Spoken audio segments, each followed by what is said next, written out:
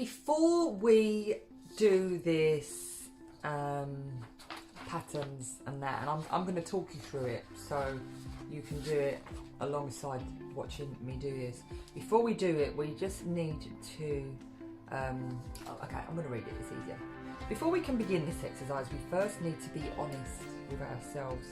Please mark any patterns you recognise in yourself. The purpose of this is to bring these patterns of resistance to the light so that we can recognise and work through them, instead of allowing us to be governed by them. The following exercise requires conscious observation and curious personal inquiry. This work is for your benefit only and does not need to be seen or discussed with anyone. And so brutal, honest, non-critical observation throughout is encouraged. Yeah, just be honest. Be honest. When you're brutally honest, that is where the real growth and evolution can happen. So patterns of resistance are, people find it really hard to accept that they've had some sort of damage from their childhood. People think that it makes them, you know, yeah, like not good enough, which I am anyway. They don't. People are really resistant to the idea that their childhood has affected them in any way, and I am here to tell you that I promise you that your childhood has affected you in every way. And if you are resistant to accepting that, then you're going to be resistant in analysing that, and then you're going to be resistant in fixing that. So please be honest with yourself. So before we can do this exercise, which I'm going to talk you through completely, they fuck you up, your mum and dad. They may not mean to, but they do. They fill you with the thoughts they had and add some extra just for you. But they were fucked up in their turn by fools in old style hats and coats, who half the time were soppy stern and half at one another's throats. Man hands on misery to man. It deepens like a coastal shelf. Get out as early as you can and don't have kids yourself. Philip Larkin. I first want to ask you to be brutally honest with yourselves. And these are characteristics, these are patterns that can get in the way of us learning. And when we can be honest and say, oh my God, yeah, I do that, it brings our attention to it and our awareness to it. So then if we find ourselves doing it whilst learning and trying to do the exercise, we can catch ourselves and we can go, oh look, I'm doing that, stop. Because it's going to be a barrier between you and accepting this new information. So I'm going to go through it really quickly. Before we can begin this exercise, we first need to be honest with ourselves. Please mark any patterns you recognise in yourself. The purpose of this is to bring these patterns of resistance to the light so that you can recognise and work through them instead of allowing you to be governed by them. The following exercise requires conscious observation and curious personal inquiry. This work is for your benefit only and does not need to be discussed with anyone, so brutal honesty, non-critical observation throughout is encouraged. And if you printed this out, then you can just tick it. As I say, if it fits well with you. Patterns of resistance. Do you notice that you can be critical, judgmental and nitpicking? It needs to be with yourself, with your partner, with your kids, with other people. Is that something that you recognise in yourself? If it is, then please tick the box at the top. Next to this, can you be argumentative and a know-it-all? I can be a know-it-all. I tend to think when I'm presented with new information, because I've done so much. I'll just put it out there again, they're know-it-all. I've done so much. Because I've done so much work and studying and stuff like that, I always, there's a part of me that goes, oh, I know it all, you know. So I catch myself, I have to, in order for me to receive the new information. So I would be ticking that box. Can you be overtly hostile or covertly hostile? Are you rebellious, rebel? I am. Stubborn, inflexible? Can be sometimes, not so much now, I'm older. Are you attention getting and questioning? Sometimes in class you've got one person that's always like, miss, and asking all these questions, which is fine, but if it's just because you want to get some attention, then it's not so fine. So is that something that you do? I actually do that if I'm in a classroom setting, but it's more because I need to understand it fully. I'm not very good at just, you tell me one thing, I'm like, well, how, where, why? I need to know it all, so I can do that. Procrastinating, again, hello. I always leave it till the last minute.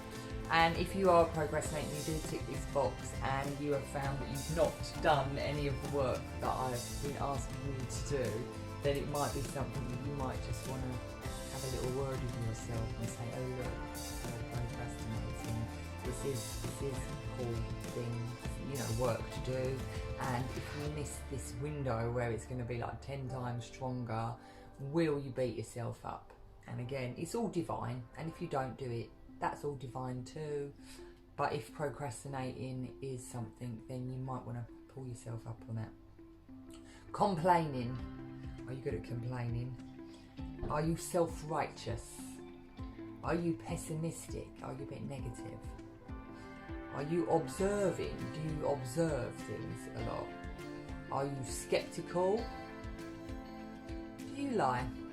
Are you lying? Are you self-deceiving? Do you deny? Are you denying? Are you a pleaser or a love buyer? Do you like to buy, love and please? Do you like people to like you? Is it important to you? Are you unworthy of success? Do you feel like you're a fraud? Are you uncommunicative or withdrawn? Are you disconnected or sleepy? I can be like that sometimes without my coffee. Are you arrogant? Are you defensive and rationalising? Are you defensive? I learned that from my mum. Are you submissive and compliant? Do you see what you're saying yourself to birds also? Are you proud or aloof? And are you confused and acting stupid? So yeah, you probably won't have many. You probably literally maybe less than a handful, maybe more, I don't know. But it's just to bring your awareness to these things. So I think for me, the main ones would be that I know would really get in the way of me learning would be procrastination and the fact that I'm a bit of a know-it-all. And probably the attention getting, questioning. I'll probably ask loads of questions and then quite enjoy it because I do like entertaining, and then I'd probably start all chatting away and get attention. So yeah, I think those would probably be the most things that would get in the way of my resistance. So what would be your resistance? Have a little think about it. You can pause it here if you like, or if not, we can go on to the next step. Next, I'm going to ask you to print out some copies of this one, which is the 25 patterns from the mother, father, or carer.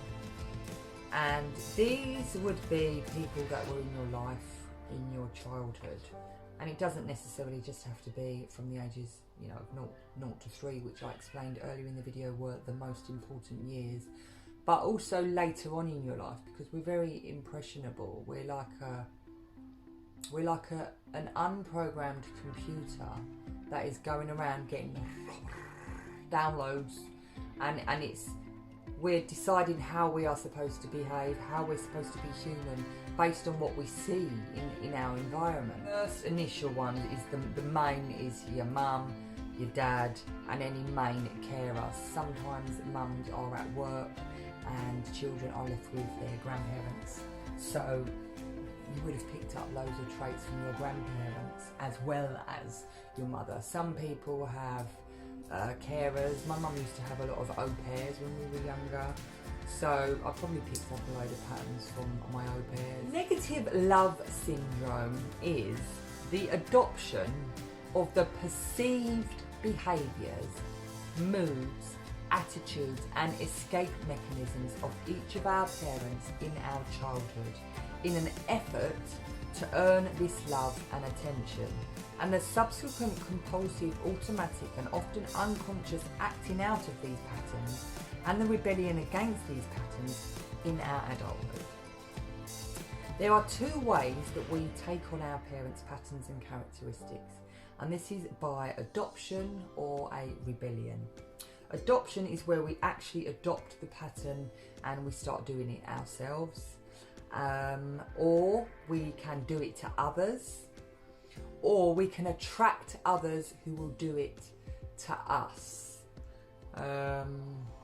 Yeah, and that can often be negative if our parents, you know, tell us off a lot of the time because they're, you know, worrying or stressed, or they're working and, you know, they don't want to worry about it, then that we then might start doing to ourselves. We might start, you know, telling ourselves off and have this negative voice, or we might start doing it to other people, like you're you're this, you're that, or we will attract other people who will moan and nit at us, because it is what we know. It's that vibration, that frequency of what is normal to us, based on the adoption of it in our childhood, where we are, you know, very innocent and we're very programmable.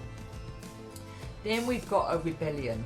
So when we turn a resistance to our parents' pattern into a rebellion, what we find is that we may act the opposite to the pattern, which is inadvertently an unconscious way of trying to get love and attention. So now I'm going to go through the list, and this list I want you to print out as well, and you're going to write letters next to each thing that resonates with you. So you might want to circle it. You'll see there are lots and lots of patterns and traits for us to work through, and you're going to either circle it and put an M next to it, or an F for mother or father, or, you know, a G maybe for a grandparent, or maybe the letter of the name if it was a step parent or something like that. And yeah, so we're going to have to go through these one by one.